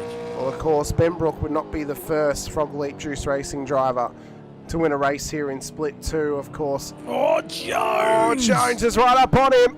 Can he get this move made? Through there. So much pace, so much run.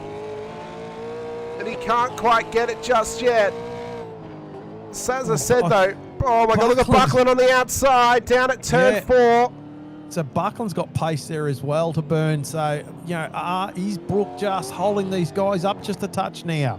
Looking at their times, just scrolling up in a second. Well, his fastest lap is only 1/10 of a second slower than Jones's fastest lap. And his fastest lap is on par with Gary Buckland. So he is on pace with these guys. But Jones has definitely got more pace right now. Oh, it's incredible. Unbelievable stuff. We've got 10 laps to go. St Petersburg has turned it on for us, as I suspected it would, Brett. I'm sure other drivers or people out there were questioning the track choice. I knew it was going to be great. And it has really lived up to it tonight in how good the battling has been on track. And it excites me for the street races to come at Long Beach and Adelaide. And what more could you ask for? Oh, not much more at all. This battle has been absolutely epic, but I was just watching the lights of McKeown, Taylor, Peters, Gully, Listener, myself. That has been quite, that little pack there has been orange and yellow for quite some time. So this has been a fantastic little battle pack as well. This train is really fighting hard for their positions here tonight. The point I was making before, Ben Brook wouldn't be the first Frog League Juice Racing driver to win a race here in Split 2. Previously, Rick Sibra has won multiple for that team.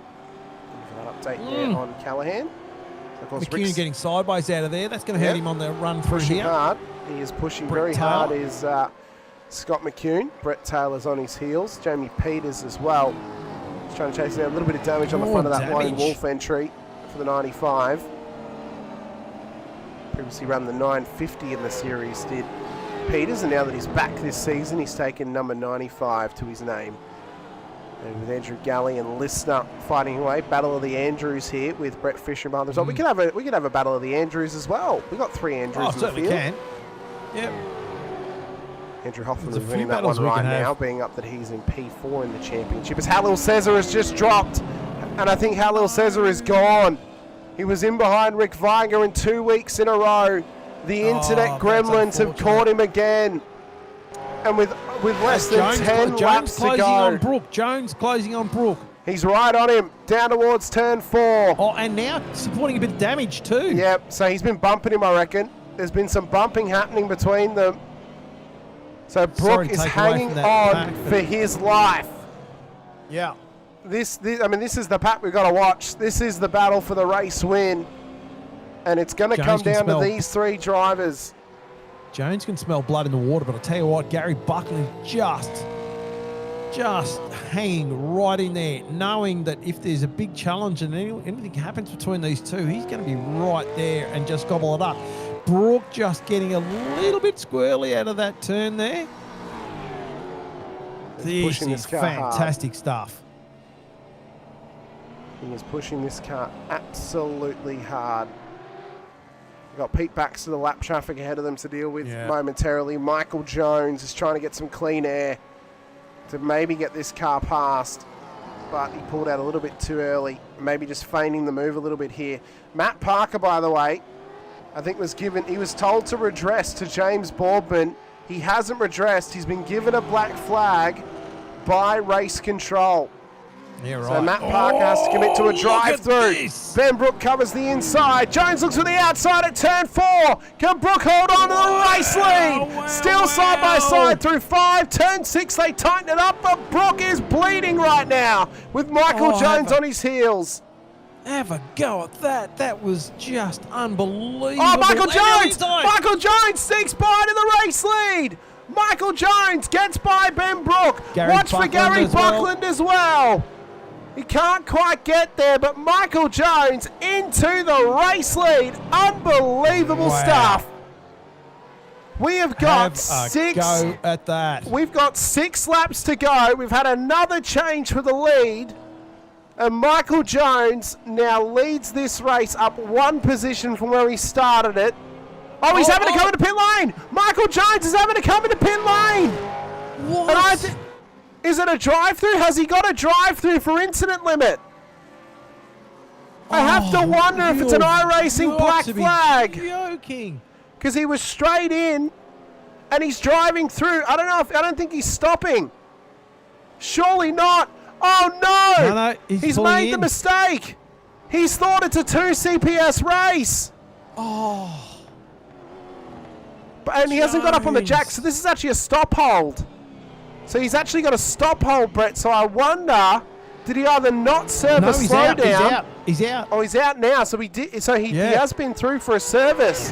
So he thought it was a 2-stop race, not a 1-stop. Oh my god! Oh my god! He's just thrown away a race win, and he's handed it straight back to Ben Brook. I cannot believe after the way he drove just then to get the car in the front. I was about to say he has just driven the pants off that thing, and I'm lost for words. I really am. I mean, good luck, fantastic for Ben Brook and Gary Buckland. I'll tell you that right now. These boys would be just cheering, but holy crap balls. It's also helped Chad Viger, who's now onto the podium, not even thinking he was going to have a chance of it tonight. We've got 5 laps to go, and all of a sudden Ben Brook's dreams are alive once again for his very first race win. Well, you remember how we talked about earlier that Ben Brooks, not Ben Brooks, Michael Jones couldn't. Michael Jones, thank you. This was his race to win. This was his race to win literally his for race to Pitt, win. and oh my God. And he's thrown it away because he hasn't realised, and I would assume he just didn't read the sup regs that state it's a 1 CPS race, not a 2 CPS race. Boys, you've got to read the sup regs. You've got to read the sup regs because it gives you all the information. It tells you exactly what it is. As Chris Blanchard, Tony Chapman, these guys are fighting hard back here as well. James Boardman's off the road. James Boardman has put that car off the road down at the final corner. He's got to get it into pit lane, but his race has gone from bad to worse now as Michael Jones has just gotten past Mick Clifton. Unbelievable. Just go through the state of the nation. Ben Brook up 3, Gary Buckland up 1, Chad Viger up 3, Joel Osterwall up 12, Brett Horsell up 5, Scotty Weston up 13, Abel Verban up 16, Brenton O'Brien up 20, Roy Clark up 21, and Rick Viger up 12. Have a go at that. Some massive gains all throughout this race. It's been great to see from those drivers, of course. They're racing incredibly well here tonight. Gary Buckland, as is Gary Buckland, who wants a crack. He wants his third race win, over. And he's second of the season. He can't quite get there. And the car's looking hungry too. He's really having a crack here too. He knows the laps are winding down now. Is Brooke hurting? Is Brooke hurting right now? I reckon he would be. I reckon he'd have to be. There's some heat. Oh, pardon me. There'd be some heat in those tyres. And although Gary's just dropped off the back. Well, he's just lent it back a little bit, so I think he may be just trying to take the stress off the tyres, or maybe he's realised it's not worth pushing it too hard to risk it for a race win, when in fact he could take home P2 points, lead the championship into Anzac Day next week without destroying it. So that's what's on the line for him right now. And of course, we have the absolute pleasure next week, Brett, of broadcasting on Anzac Day for the first time. We've raced on Anzac Day previously a few years ago, but for the first time we actually get to broadcast it on Anzac Day. So that's going to be a very special one next Saturday night, 8:30 p.m. Australian Eastern Savings Time. We've got the last post to play, as well as through the poem and the moment of silence as well, and then the national anthems for next week. I'll sing the national anthem if you want. No, I won't, ain't joking. James doing the fastest lap of the race there with the 1:13.792, but that is just unfortunate for Jones. Fresh, that is fresh car, fresh tyres. Yeah. And he's got clean air as well, so that's why he's able to push on. But Jones, you've just got to get with the program, my boy. Unbelievable. So the front is all spread out a bit now. Unfortunately, Brooke has got about a second lead over Buckland Viger, but back to Buckland. But 3 seconds back. Osterwell 2 seconds back. Horsell 5, 6 seconds back. Weston 6 seconds back. Brent O'Brien. He's doing well. He's about a second back. He's up 20 positions here tonight as Brent O'Brien. Yeah. So that average of around about 20 positions gained each race is still true for Brenton this season. Proving where his strategy and his true pace lies. It's just he hasn't managed to get the qualifying pace down pat as Brenton, but this is truly becoming a masterful performance for some of these drivers. So Michael Jones has now got the back of this train as well with 2 laps to go. He looks to try and sneak his way back into the top 10, but ultimately the top 10 is not going to be nearly as sweet as what the race win would have been if he had realised what it was.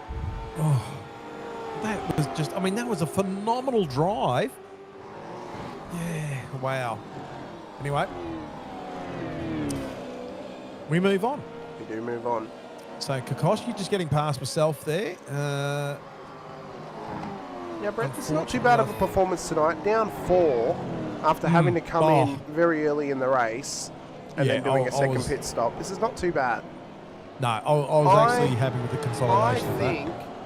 I actually think, Brett, it would have been better for you just to take your full service on that first stop, and then just, if there was a safety car, you come in and you do that 1 second pit stop to get the CPS complete. That probably would have been the better option for you. Just a shame you had to do it under green flag conditions ultimately, but yeah, things happen.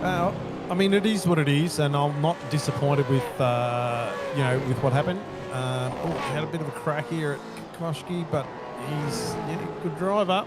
Well, we've got the white flag, and we've got one lap to go. Buckland is pressuring Ben Brook for this race win on the final lap. He's just let that car cool off. Yep, Viger and Jones running side by side there for a second. Yep, they're still battling. Buckland's just He's not close enough. Car cool off. He's not close enough to him. He had to be right on his tail out of turn 9, and he hasn't gotten it done. He's not close enough to do it at turn 11 when they get into the braking zone. So he's got to try and maximise his run through 11 to hopefully set himself up for the move down at turn 14 at the final corner. Is he close enough? He's not. So for Ben Brook, he's just got to get through here nice and cleanly. Hope the traffic keeps out of his way. Yeah. To the braking zone he goes.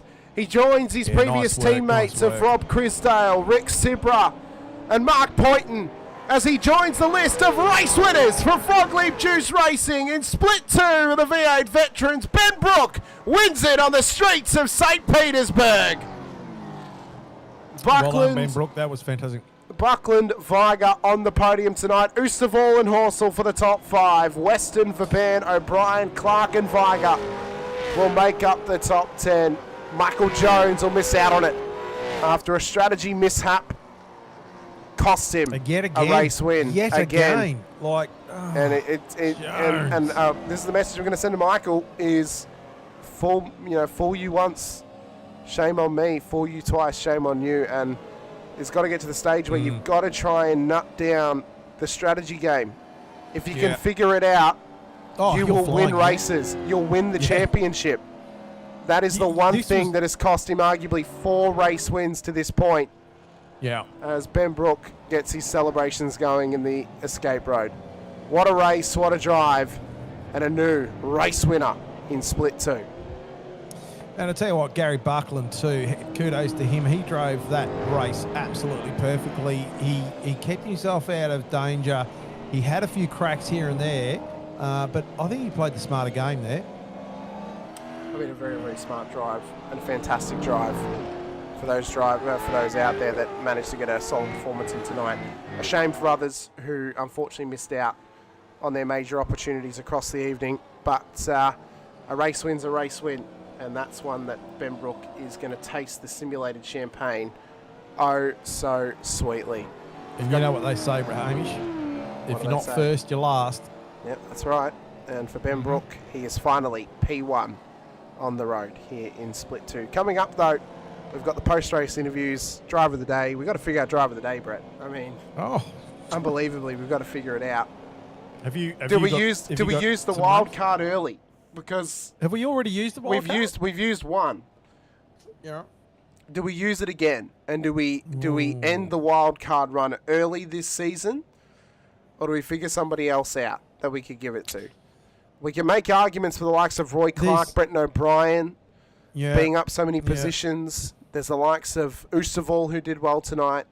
Buckland drove very well once again, but he has won driver of the day this season, so he can't be nominated.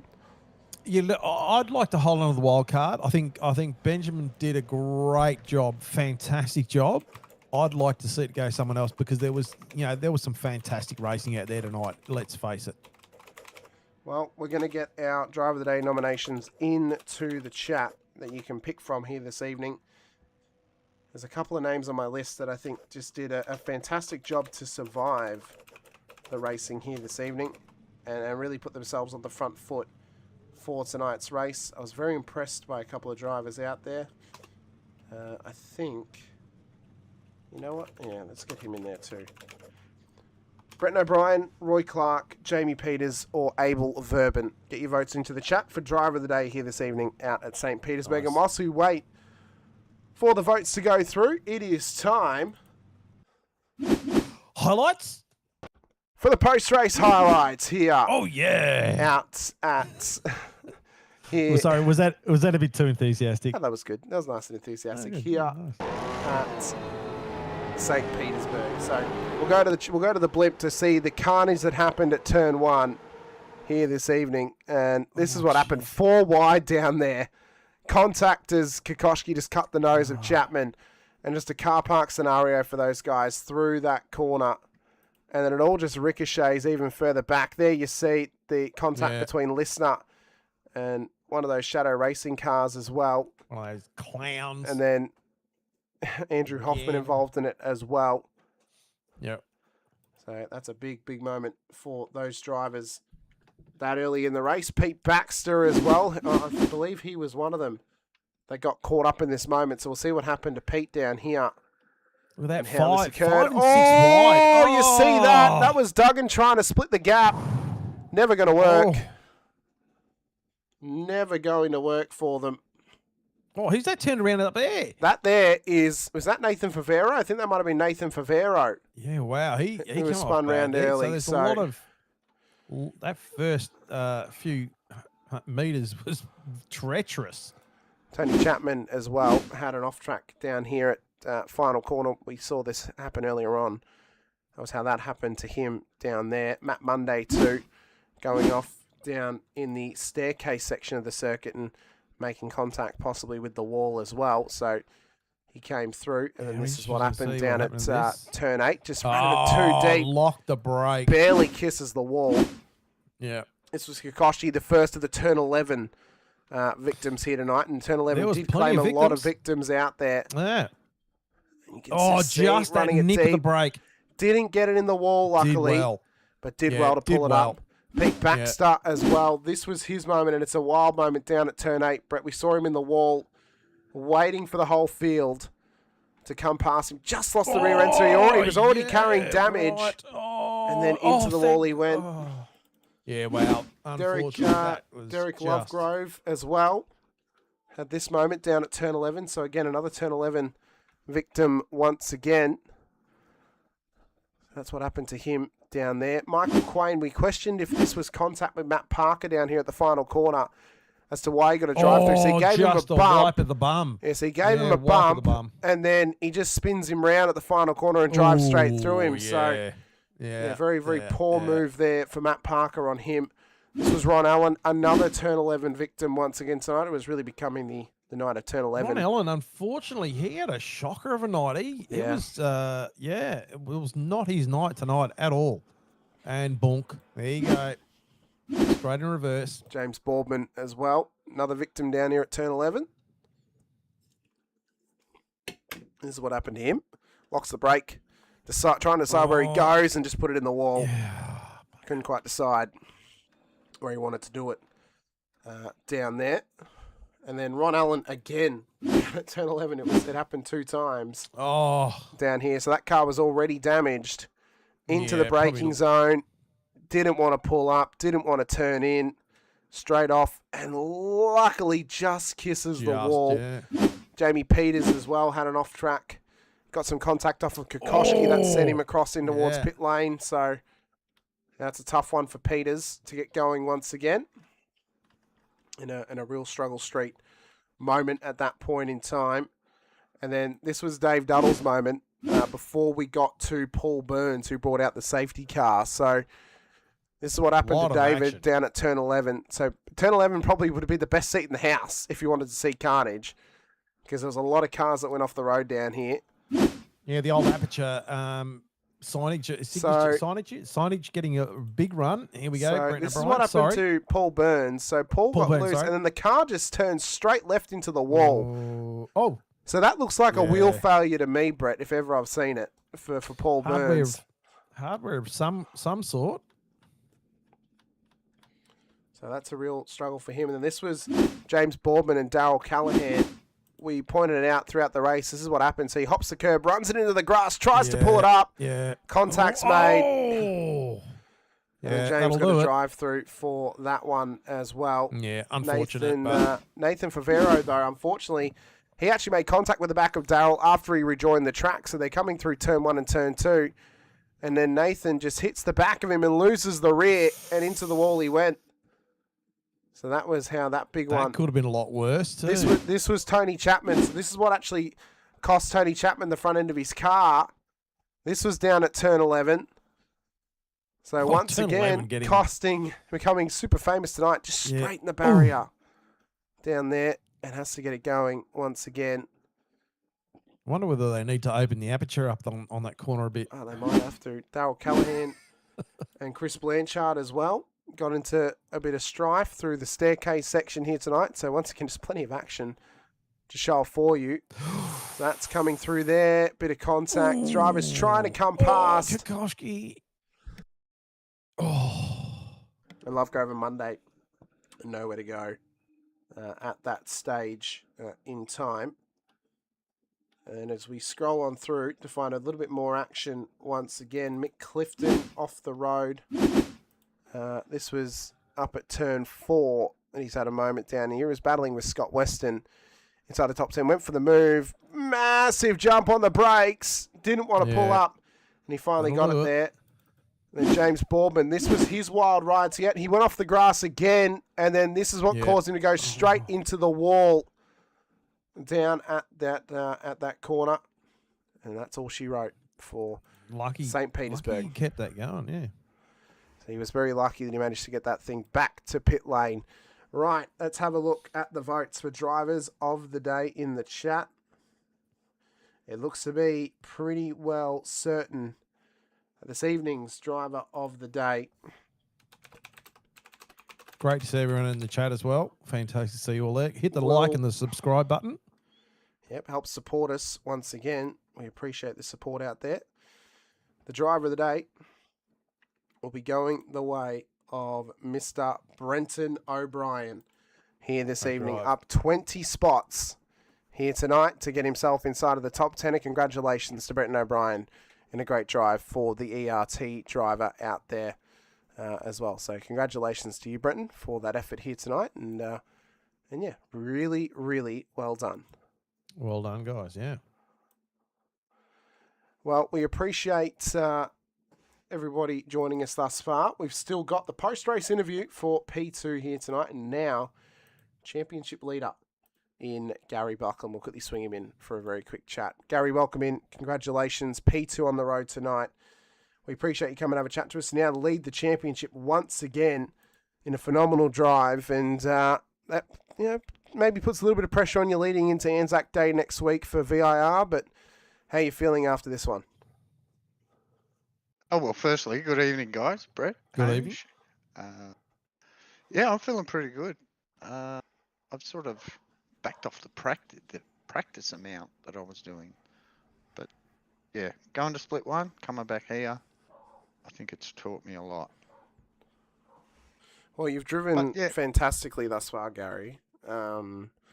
Obviously, that win back at Road America.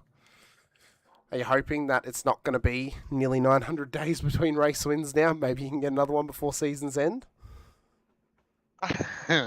Yeah. Well, luckily, I'm getting training from our master, Sean van der Meulen, who, thank you, mate, he's a legend.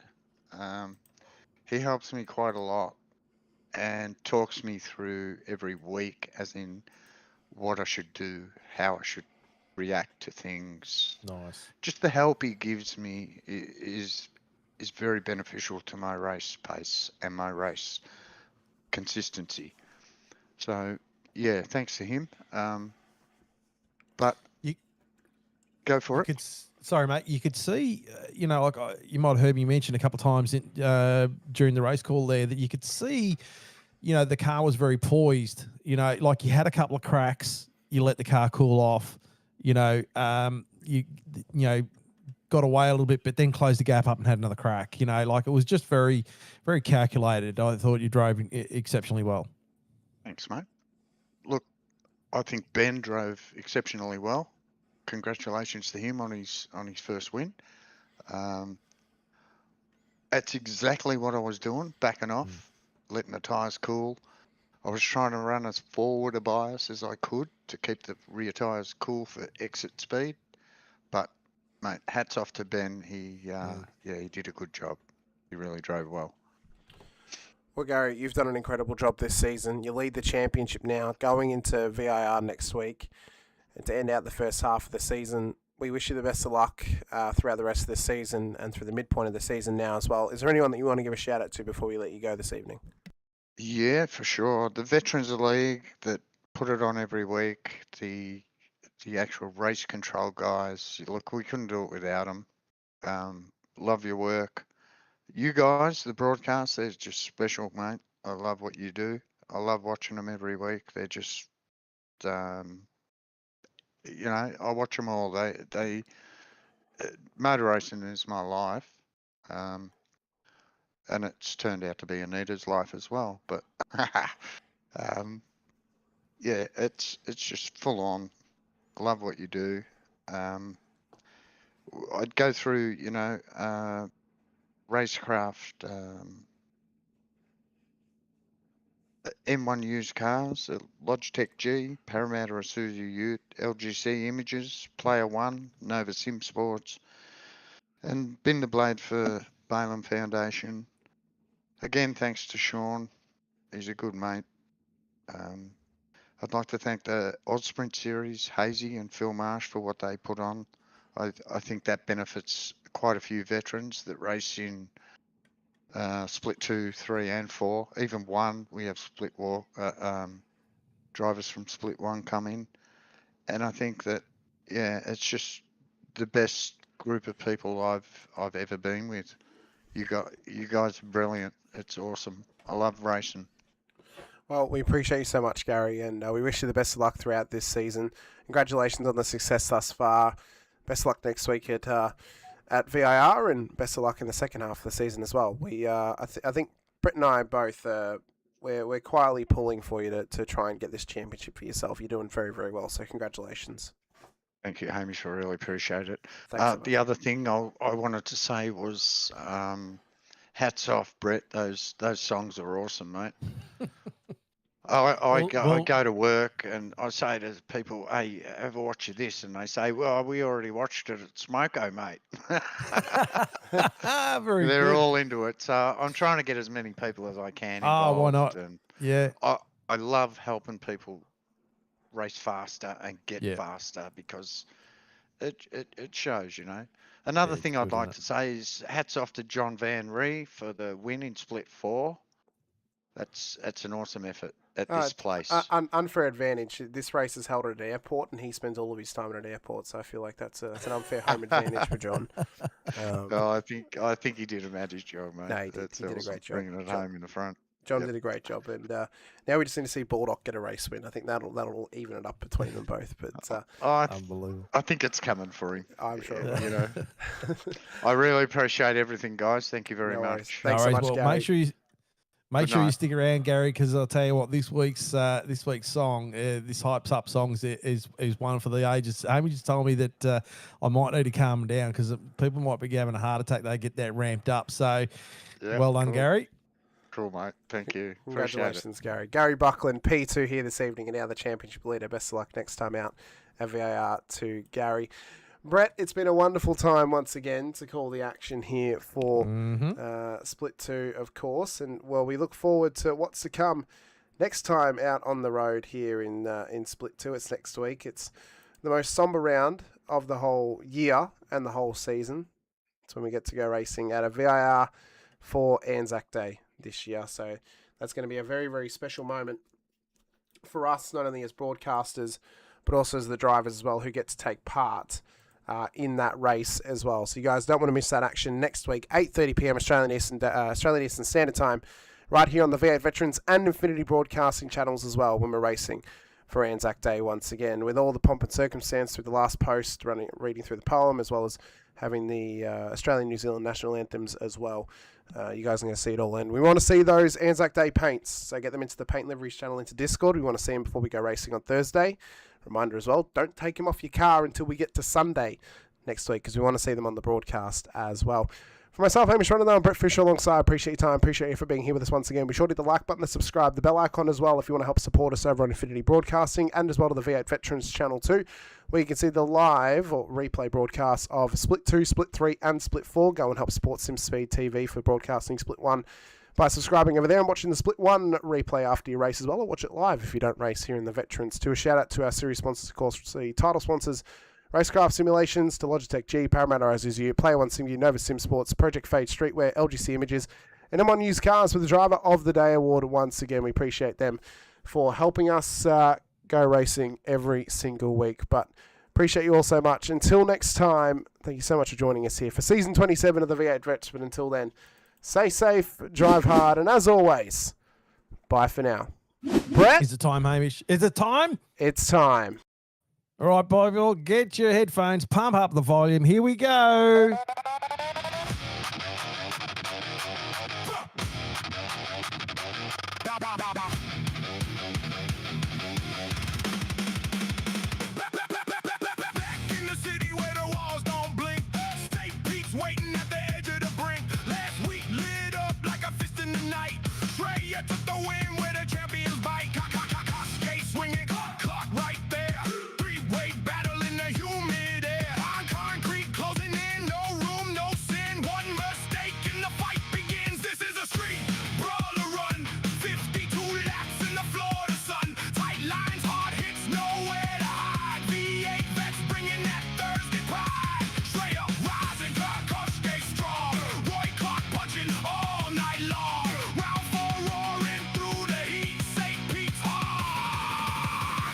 A pounding beat. It's a pounding beat.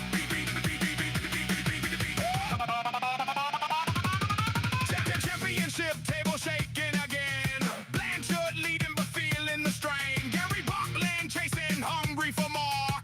Koshgate climbing, knocking on the door. Hoffman steady, clocking the fight. Five-way pressure under neon light. Grip the wheel. Feel the strain. Street circuits, don't forgive the pain. Hold your nerve, trust the call. One wrong move and you're in the wall. This is the street brawler run. 52 laps in the Florida sun. Tight lines, hard hits, nowhere to hide. V8 Vets bringing that Thursday pride. Schrager rising, that Koshgate strong. Road clock punching all night long. Round 4 roaring through the heat. St. Pete's heart is a pounding beat. Is a pounding beat. From the harbor to the final turn, every driver's got a fire to burn. Round 4 written in sparks and scars. St. Pete streets make the vets into stars.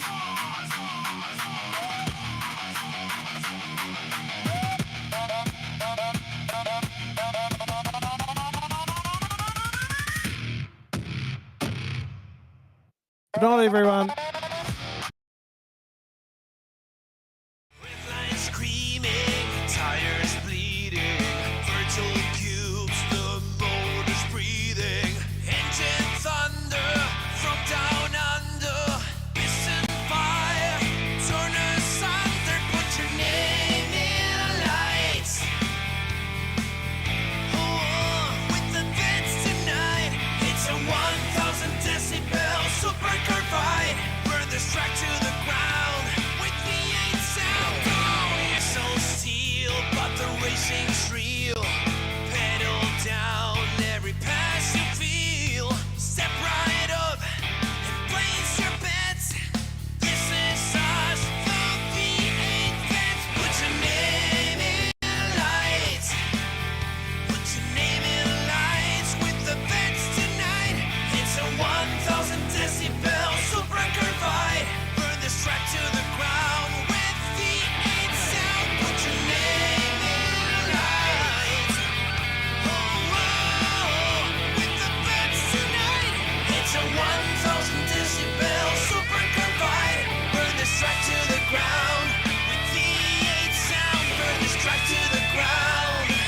Come on now, put your name in lights.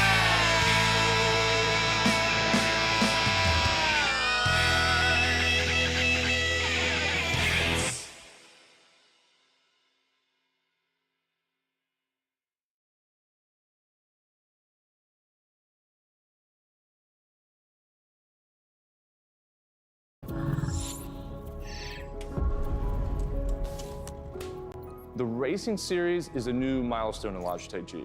All the great old wheels, the G29, the G920, the G923, they all have their own unique way of connecting to each other, but there's no room for expansion with those products. So the question arose was, what if we were to give the opportunity for the racer to switch out from a drifting wheel to a GT rim? With the wheel hubs that we've created, that's got a very specific button set, but you can replace any of the steering wheels. And the real lovely aspect to this was we could give the user, driver and the racer the opportunity to experience different genres of race. That allows drivers to craft high quality, customized setups that resonate with your individual racing style. When we start with the design, we always start sketching. Very often, once we've got sketches, we start discussing with engineering. We had 3 rounds of engineering testing or user testing where we invited in users from sim racing, and every single round of feedback we refine, the product based on what they tell us.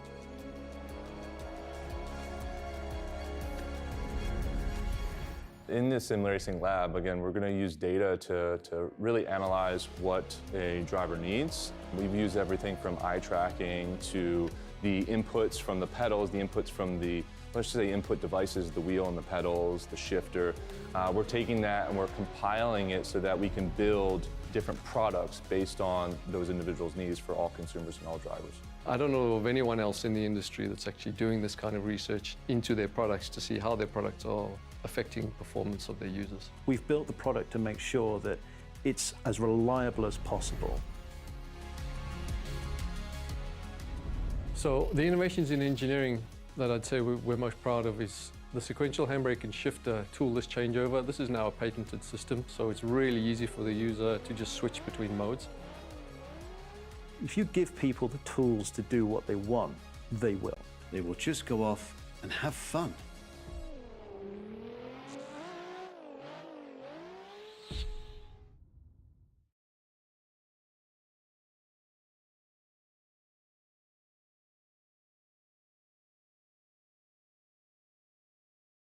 Introducing the Rackraft PT1, custom-built full chassis racing simulator.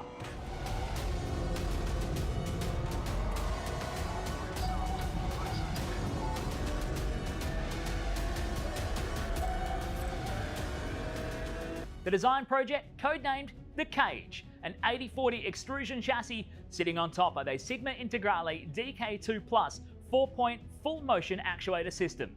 No compromises in the cockpit of the PT1 simulator. To maximize the experience, we start with the 49-inch ultra-wide monitor for the greatest field of view in a small footprint of the simulator, down to the SimuCube wheelbase that's tucked up and behind the monitors with SimCore extensions to get things out of the driving area. Everything is connected to a Cube Controls GTX steering wheel with the built-in dash and all the extra button functions available at your fingertips. Driving through the Raceworks S1 pedals, the potentiometer throttle and the 2 hydraulic pedals for brake and clutch ensures you maximize the feel underfoot, and seating yourself into an OMP HTER bucket racing seat with OMP belts connected to a G-belt tensioner to provide that extra feeling and the heightened experience while you're driving. Additional interfaces and accessories in the PT1, we have twin butt kickers, one on either side of the OMP seat, as well as a Jinx sequential shifter, the SimPush Race Logic timer to the left-hand side, a Racecraft built-in WinSim kit with Philips Hue lighting and a built-in sound bar, plus the OMP side net to finish off the experience in the PT1. The Racecraft PT1, build number 1, the ultimate in sim racing experience, combining the best products in the market with the passionate, no-compromise approach that goes beyond racing simulation.